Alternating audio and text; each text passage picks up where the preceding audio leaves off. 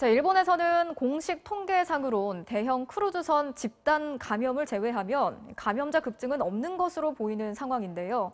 자, 그런데 최근 초중고등학교의 휴교 조치에 이어서 대규모 행사들이 줄줄이 중단이 되거나 연기되고 있습니다. 실제로 상황이 심각하지 않다면 납득이 잘 안 되는 조치들인데 왜 이런 건지 도쿄 고현승 특파원이 분석했습니다.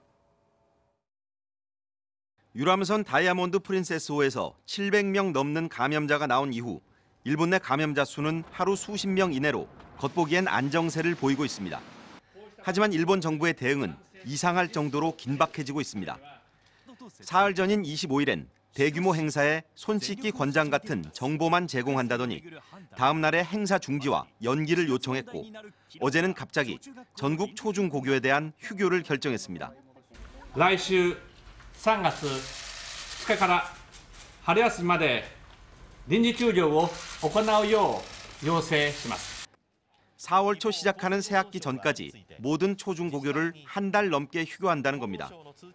갑작스런 결정에 학교와 학부모, 특히 맞벌이 가정 등은 큰 혼란에 빠졌습니다. 生徒がコロナにかかってなくても休校になってるっていうのは想定外ではあったな. 또 박물관 등 전시시설과 체육시설, 도쿄 디즈니랜드 등도 문을 닫기로 했고 각종 공연과 축구, 농구 등 스포츠 경기도 줄줄이 연기되거나 관중 없이 열기로 결정됐습니다.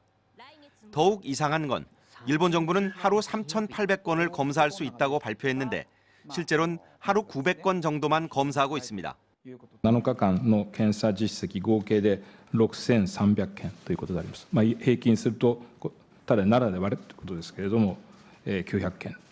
덜 검사하니 감염자도 덜 나오는 상황인데 실제로 일선 병원과 보건소에선 의심 증상이 있는데도 검사를 안 해줘 검사 난민이라는 말까지 나돌고 있습니다.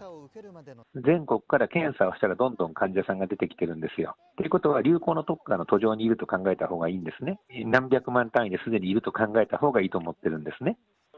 자칫 대대적으로 검사를 시작했다가 환자가 속출할 경우 안 그래도 우려가 나오는 도쿄올림픽 개최에 나쁜 영향을 미칠 수도 있다는 우려가 많습니다.